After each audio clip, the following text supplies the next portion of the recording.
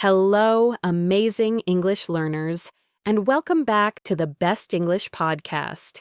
I'm your host, Sophia, and I am absolutely thrilled to be with you today. You know, I hear it so often from dedicated students like you. I've studied grammar for years. I know thousands of words. I can read complex articles. But when I open my mouth, it still feels, well, unnatural. I don't sound like a native speaker. If that resonates with you, if you've ever felt like you've hit a plateau, a kind of invisible wall in your English journey, then you are precisely where you need to be. Today, we're embarking on an exciting adventure into the heart of what it truly means to practice English like a native. This isn't about erasing your unique accent or trying to mimic someone else's voice. Your accent, believe me, is a beautiful part of who you are. Instead, this is about unlocking the hidden layers of English, the rhythms, the subtle nuances, the unspoken rules, and the common expressions that make conversations flow effortlessly for native speakers. It's about taking your English from simply being understood to being truly felt, from being grammatically correct to being genuinely natural and expressive. It's about bridging that gap between textbook knowledge and real-world communication. So, settle in, perhaps with a warm cup of coffee or tea, and let's peel back the layers of English, one fascinating story and practical insight at a time. Now, when we talk about sounding like a native, it's easy to get caught up in the idea of perfect pronunciation or an enormous vocabulary.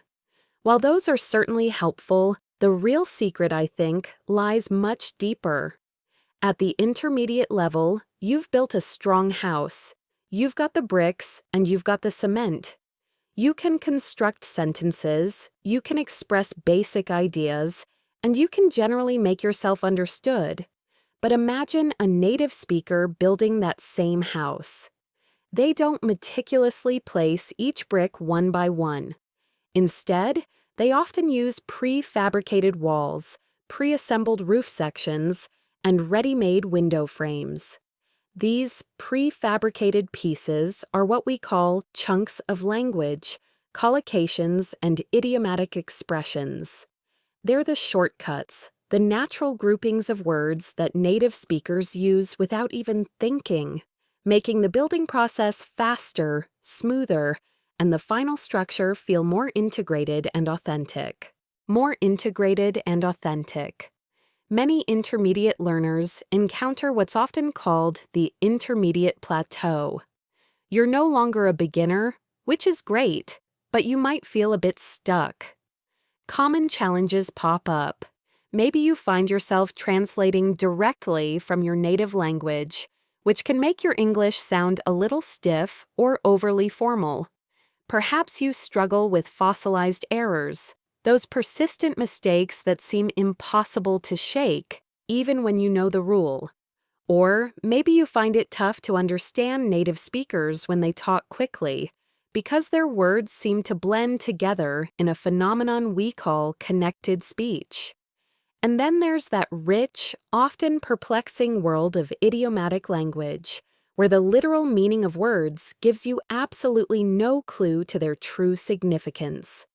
Today, we're going to tackle these challenges head-on, one by one, through engaging stories and practical applications. Let's kick things off with the concept of chunks of language and collocations. These are truly the invisible threads that weave through native English conversations. They're not just individual words, they're groups of words that native speakers commonly use together, almost as a single pre-programmed unit. Think of them like Lego blocks. Instead of picking up individual studs and connecting them one by one, you're grabbing pre-assembled sections, a small wall, a roof piece, a window frame, and snapping them into place. This makes building much faster and way more intuitive. For example, if you want to talk about taking a short rest, you could say, "I will sleep for a short time."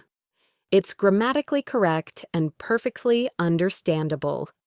But a native speaker would more likely say, I'm going to grab some shut-eye, or I'm going to take a power nap. Grab some shut-eye isn't three separate words you assemble. It's a single unit of meaning, a chunk.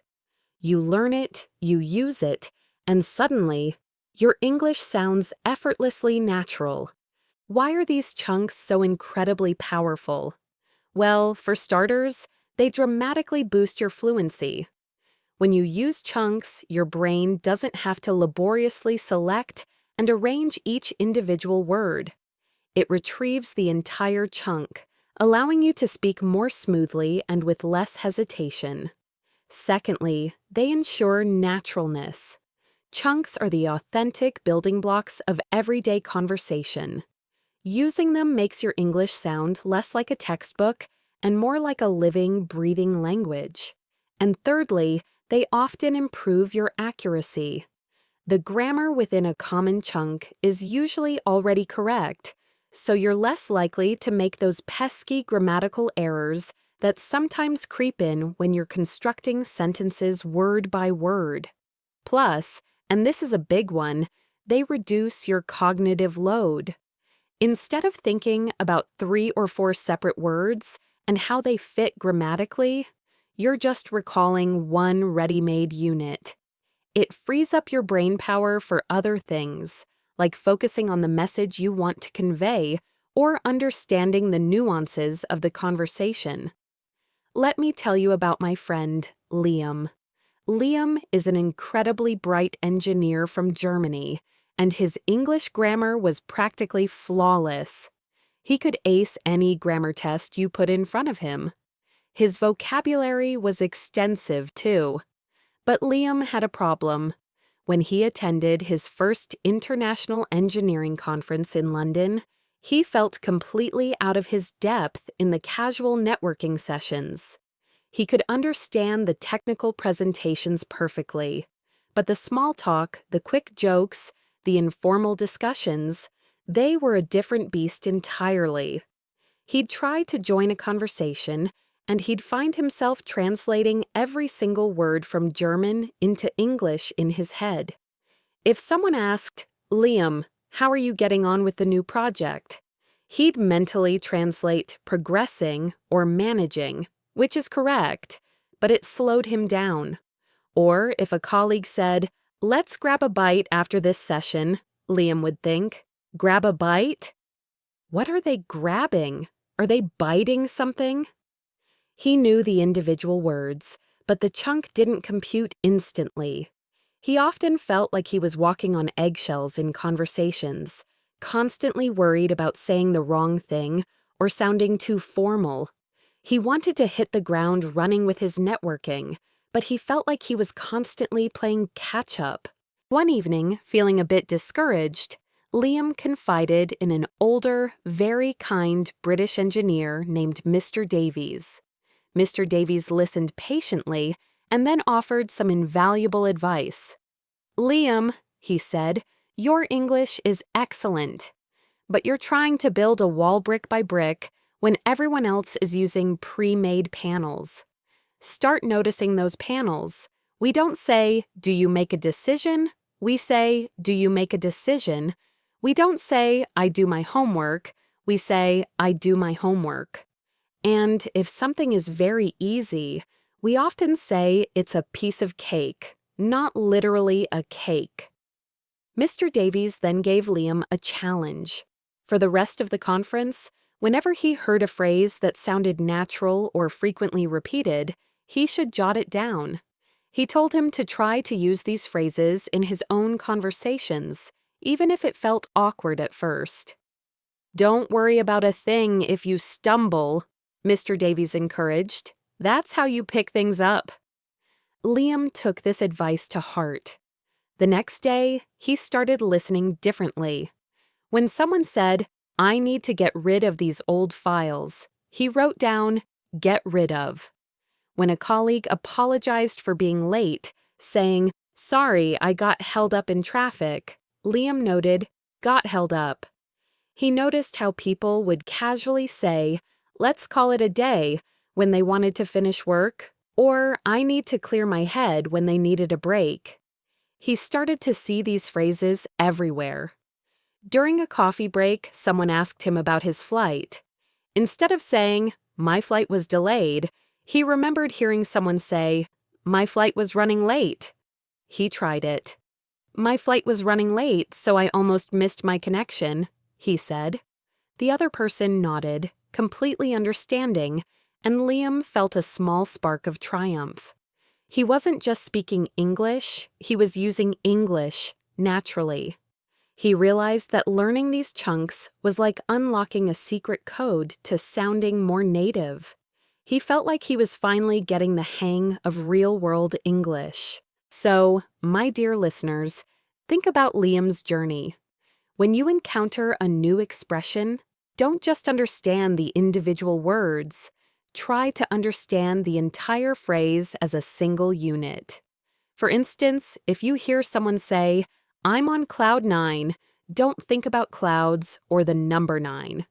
Understand it as a single chunk, meaning, "I'm extremely happy."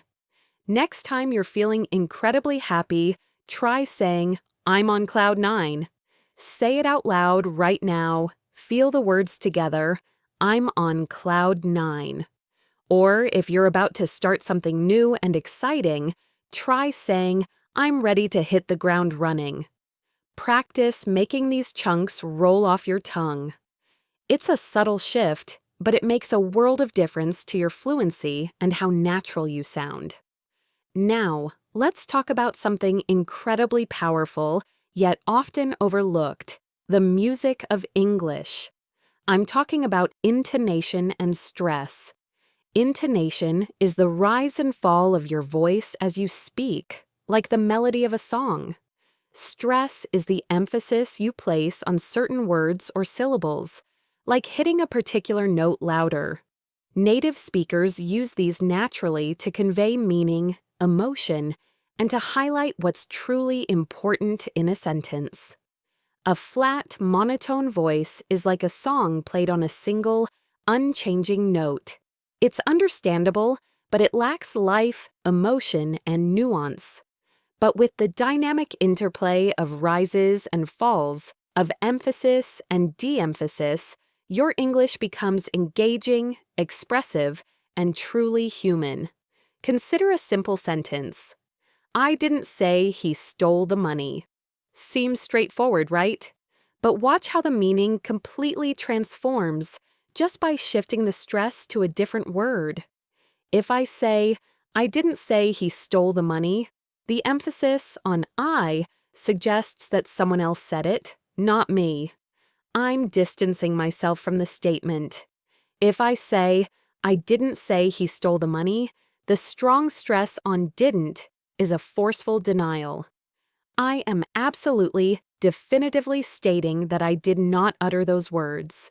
Now, if I say, "I didn't say he stole the money," the focus on "say" implies that while I didn't verbally state it, I might have implied it, or perhaps I wrote it down, or communicated it in some other way. If the stress falls on "I didn't say he stole the money," it means I'm clarifying that someone else stole the money, not him. He's innocent, at least in my statement.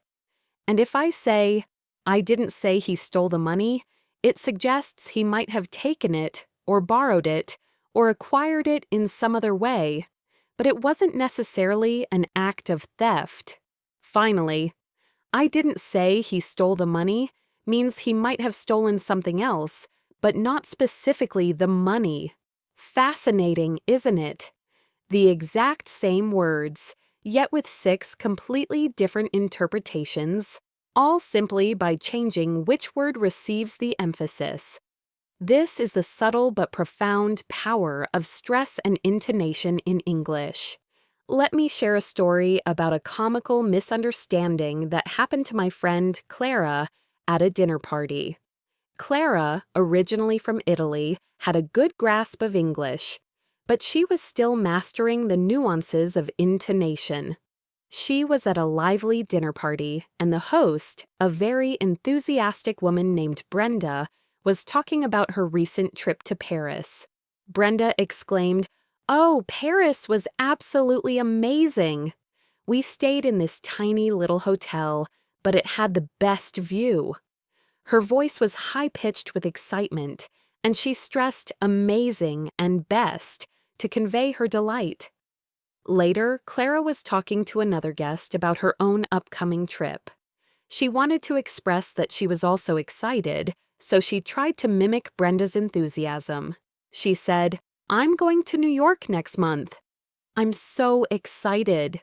But instead of a rising, enthusiastic intonation on excited, her voice had a slight falling tone, almost like a statement of fact rather than an expression of joy. The other guest looked at her, slightly confused, and said, "Oh, that's nice." Clara felt a pang of disappointment.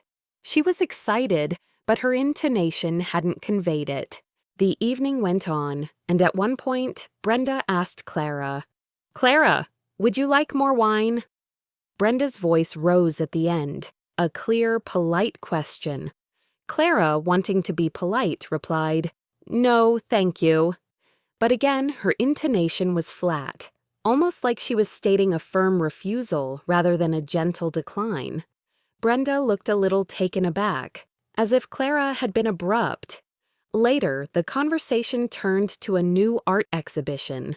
Brenda, eager to hear opinions, asked, "So, what did you think of the exhibition?" She stressed think to emphasize that she wanted Clara's opinion. Clara, still trying to navigate the social cues, replied, "I thought it was interesting."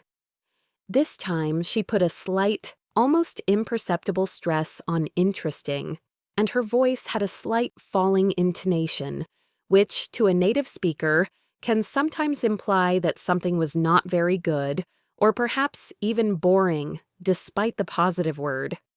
Brenda, picking up on the subtle vocal cue, quickly changed the subject, sensing Clara wasn't impressed. Clara went home feeling a bit frustrated. She knew the words, she knew the grammar, but something was missing. She decided to actively work on her intonation. She started listening to podcasts and audiobooks, not just for the words, but for the melody of the sentences. She would pause and try to mimic the speaker's tone, their rises and falls, their emphasis. She even recorded herself saying simple sentences and compared them to native speakers. The next time she saw Brenda, a few weeks later, Brenda asked, "Clara, how are you enjoying your new art class?" This time, Clara smiled, and with a clear, enthusiastic, rising intonation, she said, "Oh, I'm loving it! It's absolutely fantastic!" Brenda's face lit up. "That's wonderful!" she exclaimed. Clara realized the power of that vocal melody. So, my friends, this is your invitation to become a vocal detective.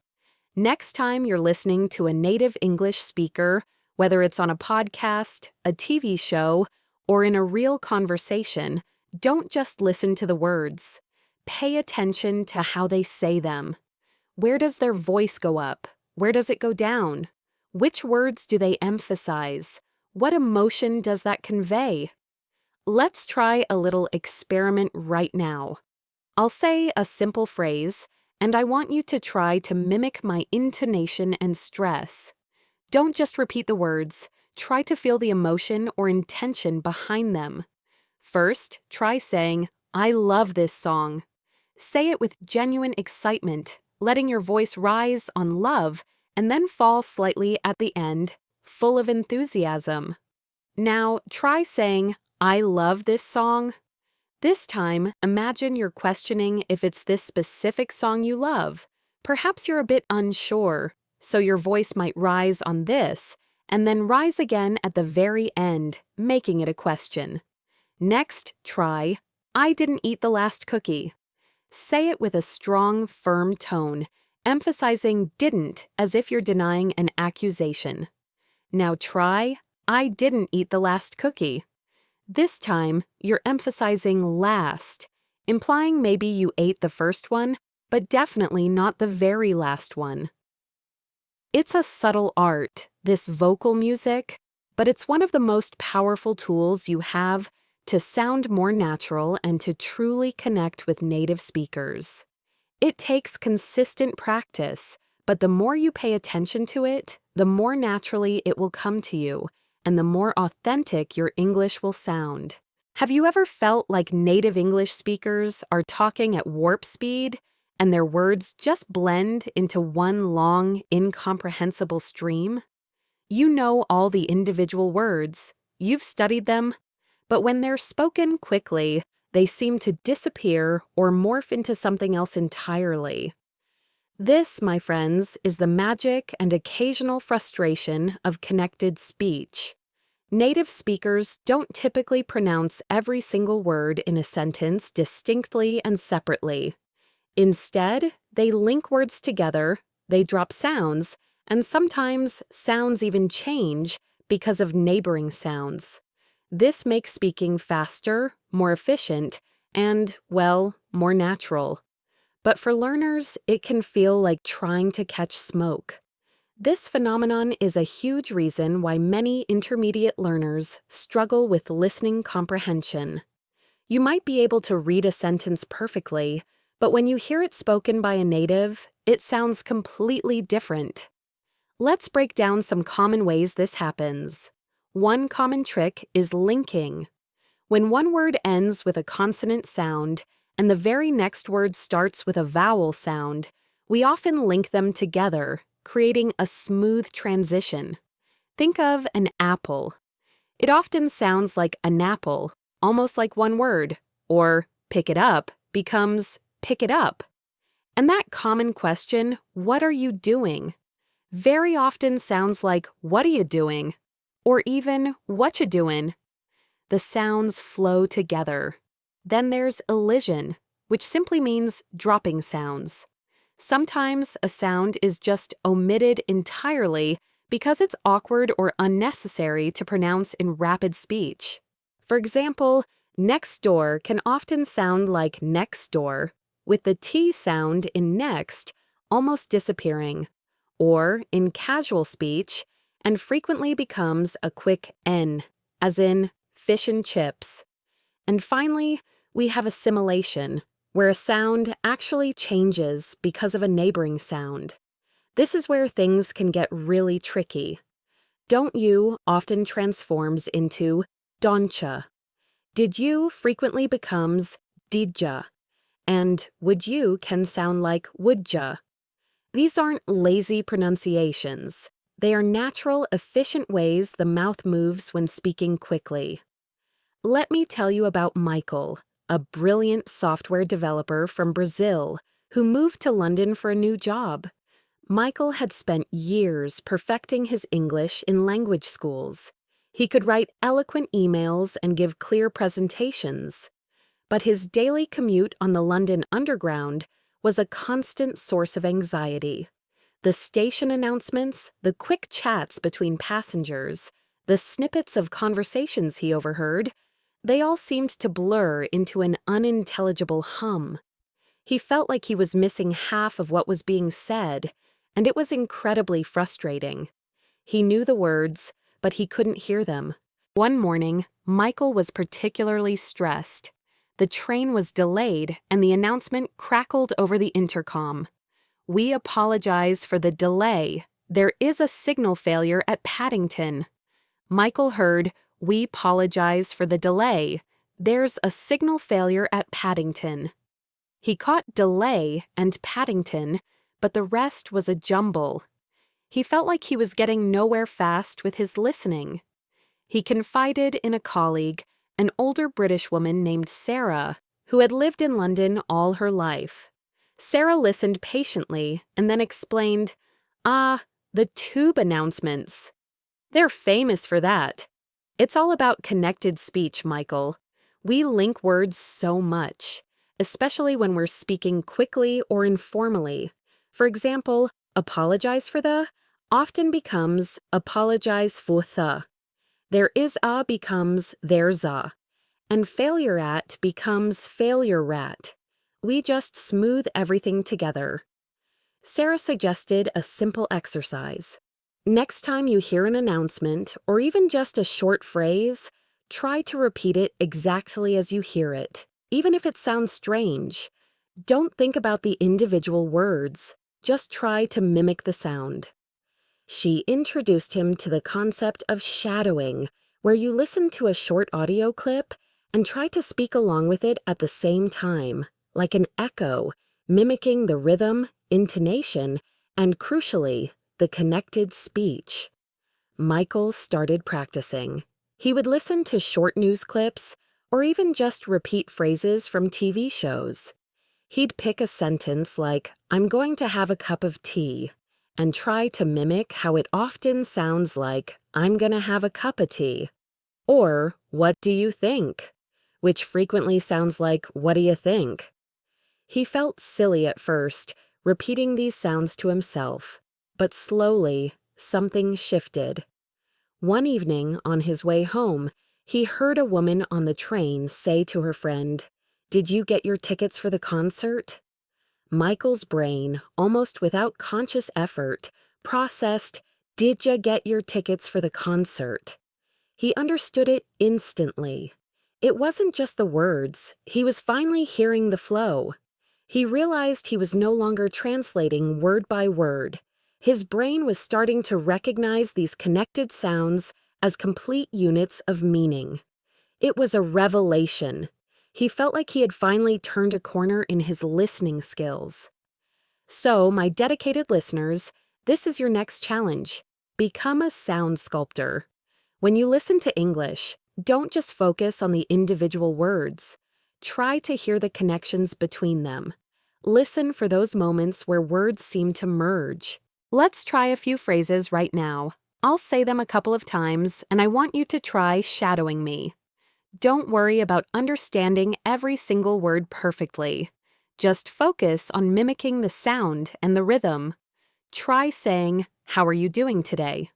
Listen to how "are you" often blends into "are ya," and "doing" can sound like "doin'." Now, try to say it just like that. "How are you doing today?" Say it again, trying to match my flow. Next, try, "I don't know what to do." Notice how "don't know" often becomes "don't know," and "what to" can sound like "whatta." Now, try to shadow me. "I don't know what I do." Ara, feel that connection? One more. "He needs a lot of time." Listen to how "needs a" often links to "needs a," and "lot of" becomes "loda." Now, try to shadow, "He needs a loda time." This practice, this active listening and mimicking, is incredibly powerful. It trains your mouth and your ears simultaneously. It might feel a bit strange at first, but the more you do it, the more natural connected speech will become, both for your understanding and for your own speaking. It's like learning to dance. You have to feel the rhythm, not just count the steps. Now, let's venture into the vibrant, often perplexing, but utterly essential world of idioms and phrasal verbs. These are the true heart of natural native English. They add color, expressiveness, and often a touch of humor or nuance that literal language simply cannot convey. Trying to avoid them will make your English sound stiff, formal, and less engaging. Embracing them, however, is like unlocking a secret level in your language learning game. An idiom, as you might know, is a phrase where the meaning isn't obvious from the individual words. If I tell you, "It's raining cats and dogs outside," you wouldn't expect to see furry creatures falling from the sky. It simply means it's raining very, very heavily. The literal meaning is completely disconnected from the figurative. Phrasal verbs, on the other hand, are verbs combined with a preposition or an adverb, or sometimes both, and their meaning is often drastically different from the original verb. Take the verb look. It means to see. But look up to means to admire someone. Look into means to investigate. Look out is a warning to be careful. These seemingly small additions completely transform the verb's meaning, and they are incredibly common in everyday conversation, far more so than many learners realize. These linguistic gems are what make English sound so native, and they are often the biggest stumbling block for intermediate learners. You might understand every word in a sentence, but if it contains an idiom or a phrasal verb you don't know, the entire meaning can be lost. Let me introduce you to Maria, a passionate artist from Spain who moved to Vancouver, Canada, to pursue her dreams. Maria was outgoing and eager to make friends, but she quickly discovered that while her grammar was solid, the casual conversations were filled with expressions that left her feeling bewildered. She felt like she was constantly missing the boat on jokes and subtle cues. Her first week at a casual get-together, someone said, "Oh, don't beat around the bush, just tell us what you really think." Maria's mind immediately pictured someone hitting a bush with a stick, and she was utterly confused. She politely smiled and nodded, but inside she was frustrated. She wanted to get her message across clearly, but she felt like she was speaking a different version of English. Another time, a friend invited her to a party and said, "It's going to be a blast." Maria, thinking of explosions, felt a pang of worry. Was it going to be dangerous? She later learned a blast meant a lot of fun. She realized that these expressions were everywhere, and she needed to get her head around them. Maria decided to tackle idioms and phrasal verbs head-on. She started a phrase journal. Whenever she heard an idiom or phrasal verb she didn't understand, she'd write it down, try to guess its meaning from the context, and then look it up later. She also started actively listening for them in TV shows and movies, pausing to understand their use. One day, her new friend Chloe was having a bad day. Chloe sighed and said, "Ugh, I just feel like I'm under the weather today." Maria, remembering her journal, immediately recognized the idiom. Instead of asking, "Are you literally under the weather?" she said, "Oh no, I'm sorry to hear that. Do you want to take it easy today?" Chloe looked surprised and relieved. "Yes, exactly." "Thanks, Maria. You hit the nail on the head." Maria felt a surge of confidence. She had understood, and she had responded naturally. Maria also started noticing how phrasal verbs were used for everyday actions. Instead of saying, "I will put on my clothes," she heard, "I'll get dressed." Instead of "I will remove my shoes," she heard, "I'll take off my shoes."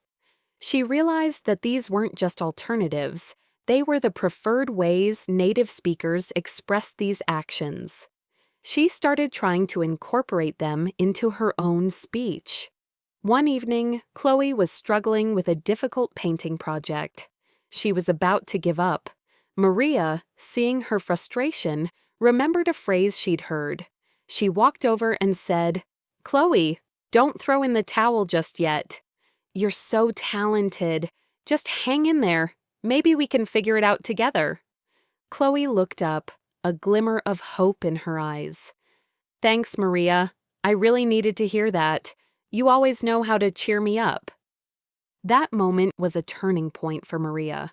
She realized that mastering these expressions wasn't just about sounding more native, it was about connecting more deeply with people, understanding their emotions, and expressing her own thoughts with greater nuance and authenticity. She was no longer just speaking English, she was living it, using the very fabric of its informal, colorful language. She felt like she was truly becoming part and parcel of the community. So, my friends, let's dive into some of these. The best way to learn idioms and phrasal verbs is always in context. Don't try to memorize huge, isolated lists. Instead, when you encounter one, try to understand it from the surrounding sentences, then confirm its meaning, and most importantly, try to use it yourself in a relevant situation. Let's try a quick mental matching game. I'll give you an idiom or phrasal verb, and I want you to think about what it means. First, consider to break a leg. If I say to an actor before a play, break a leg, what do you think I mean? Am I wishing them harm? No, of course not. It means good luck. It's a common, encouraging phrase. Can you imagine saying, break a leg to someone before a big presentation or an exam? Try saying it out loud right now with an encouraging tone. Break a leg. Next, think about to hang in there. If a friend is going through a tough time and you say, hang in there, what are you telling them? You're not telling them to literally hang from something. You're encouraging them not to give up, to persevere through difficulty. Can you think of a situation where you might tell someone to hang in there? Say it with a supportive voice. Hang in there. How about to call it a day? If your boss says, all right, team, let's call it a day. What does that mean? It means to stop working for the day. It's a common way to signal the end of a workday. Imagine you're tired after studying for hours. You can say, I think I'll call it a day. Try saying that, perhaps with a slight sigh of relief. I think I'll call it a day. And finally, to get over it. If someone is still upset about something that happened a long time ago, and you say, you need to get over it, what are you suggesting? You're telling them to recover from it, to stop being upset or bothered by it. It can be said kindly or a bit impatiently, depending on the tone. Think of something small that bothered you, and then imagine telling yourself, okay, I need to get over it. These expressions are the seasoning of English. They add flavor and depth to your conversations. The more you listen for them, understand them in context, and bravely try to use them, the more naturally you will integrate into English-speaking environments, and the more your English will truly sound like a native's. It's a journey of discovery, and every new idiom or phrasal verb you master is a treasure found. We've talked about the building blocks of natural English, the chunks, the music of intonation, the seamless flow of connected speech, and the colorful world of idioms and phrasal verbs. But knowing about these things isn't enough. To truly practice English like a native, you need consistent, meaningful immersion. This isn't just about studying for an hour a day. It's about weaving English into the very fabric of your daily life, making it an inescapable part of your world. It's about creating an environment where English isn't just a subject you learn, but a language you live. Think about how children learn their first language. They don't sit down with grammar books. They are immersed. They hear it, they try to speak it, they make mistakes, they are corrected, and they absorb it naturally. While you're not a child, you can replicate many aspects of that immersive experience. Let me tell you about Alex, a digital nomad from Argentina who decided to spend a year living in various English-speaking countries, starting with Ireland. Alex was a successful graphic designer, and he needed to communicate effectively with international clients. His English was functional, but he wanted to elevate it to sound more professional and, crucially, more natural in casual interactions. He felt like he was always playing catch-up in fast-paced conversations, and sometimes he felt his formal English created a barrier. When he arrived in Dublin, Alex decided to dive headfirst into immersion. His first step, which might sound simple but is incredibly powerful, was to change the language settings on all his devices to English, his phone, his laptop, his social media apps. Suddenly, every notification, every menu option, every pop-up was in English. At first, it was a little disorienting. Sometimes his mind would go blank when he tried to find a specific setting. But quickly, he started associating actions directly with English words rather than translating them from Spanish. Next, he committed to consuming only authentic English content. This meant no more Spanish Netflix. He started watching Irish TV shows and British comedies, initially with English subtitles, then gradually without them. He listened to local radio stations and podcasts. He found that even if he missed 30% of the dialogue, the context, the visual cues, and the sheer volume of exposure started to train his ear to the natural rhythms and expressions. He noticed how often people would say, "cheers," instead of "thank you," or "grand," instead of "fine." He started picking up on the nuances of Irish accents, which was a real challenge at first, but incredibly rewarding. Alex also started reading. He picked up local newspapers and magazines, even if he had to look up dozens of words.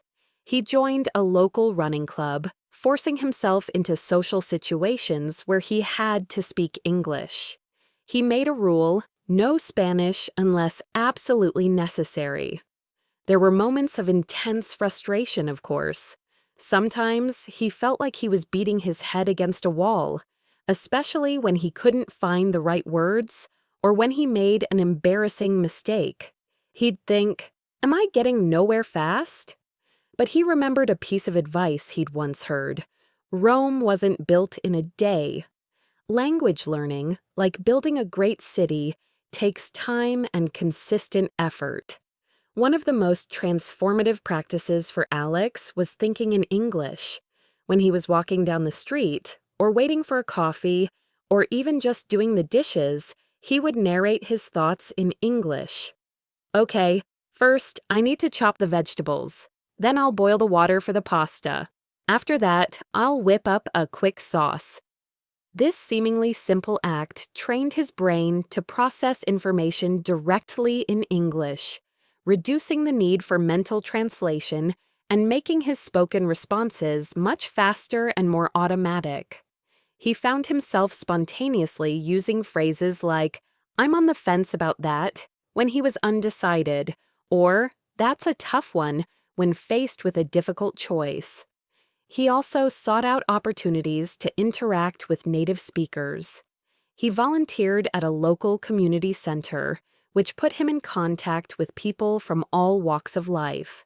He wasn't just learning vocabulary, he was learning how people actually talk, how they express emotions, how they tell stories, and how they use humor. He learned that when someone says, "It's not my cup of tea," they're politely saying they don't like something. He learned that to pull someone's leg means to tease them. These were the real-life lessons that no textbook could fully teach. Slowly, almost imperceptibly, things started to click for Alex. His listening comprehension improved dramatically. He found himself understanding jokes and cultural references that he would have missed before.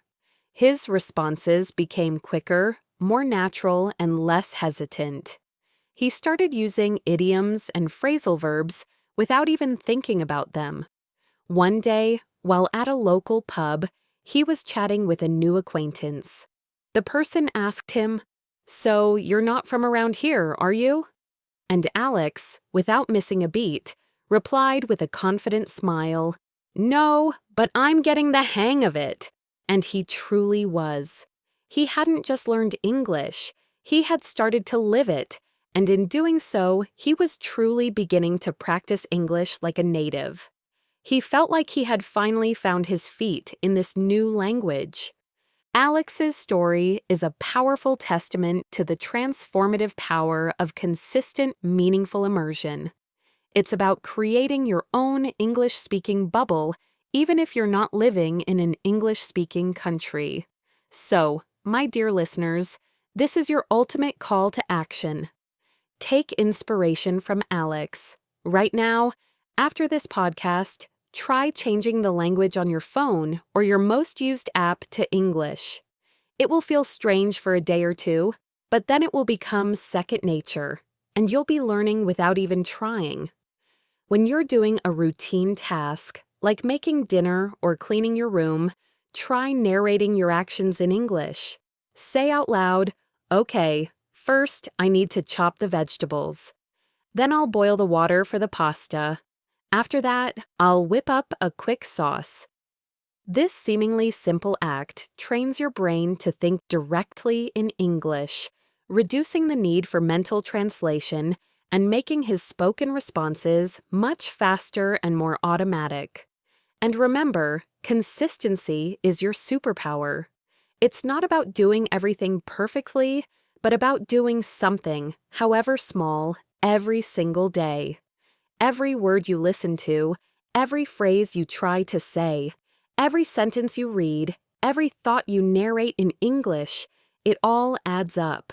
It's a marathon, not a sprint, but the rewards are immense. You're not just learning a language, you're opening up a whole new world of connections, opportunities, and self-expression. As we bring this extensive episode of the Best English Podcast to a close, I want to leave you with a profound thought. The journey to sounding more native isn't about erasing who you are.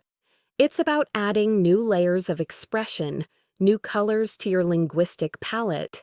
It's about becoming more fluent, more natural, and more confident in your ability to connect with the vast world of English speakers. Remember the key takeaways we've explored today.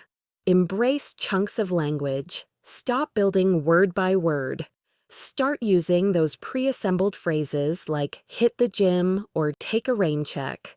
They're your fluency shortcuts. Master the music of English. Pay attention to intonation and stress, how your voice rises and falls, and which words you emphasize dramatically changes meaning and conveys emotion. It's the soul of spoken English. Understand the seamless flow of connected speech. Train your ear to hear words linking, dropping, and changing sounds. Shadowing is your secret weapon here. Mimic, mimic, mimic. Immerse yourself in idioms and phrasal verbs. Don't shy away from these colorful expressions.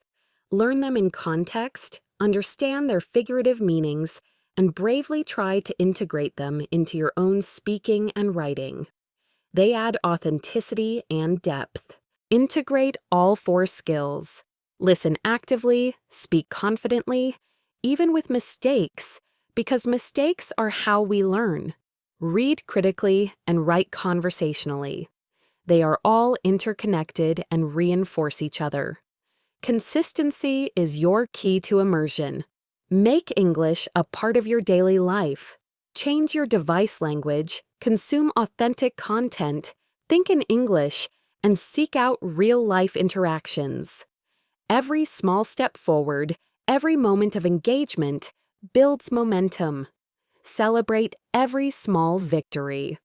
Don't compare yourself to others. Compare yourself to your past self. You are on an incredible journey, and every effort you make is bringing you closer to your goal. Thank you so much for joining me on the Best English Podcast. I truly hope this deep dive has given you not just information, but inspiration and actionable strategies to take your English to the next level. If you found this episode helpful, please consider subscribing, leaving us a review, and sharing it with other English learners who might benefit from these insights. Your support helps us reach more people and continue creating valuable content for our amazing community. Until next time, keep practicing, keep learning, and keep embracing your English journey with confidence and joy. This is Sophia, signing off.